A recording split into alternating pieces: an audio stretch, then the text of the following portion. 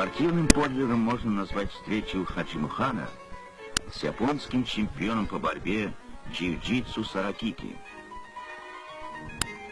О том, что представляет собой джиу-джитсу, можно судить, посмотрев эти кадры американской кинохроники.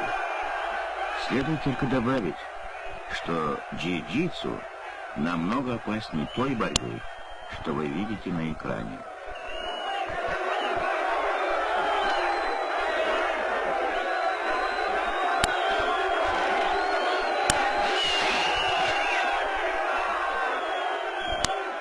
Случилось это в 1914 году в Харбине.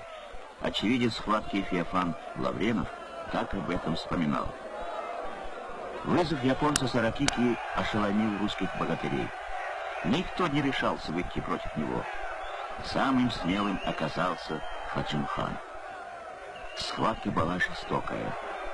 Хаджимухан получил повреждения, но победил.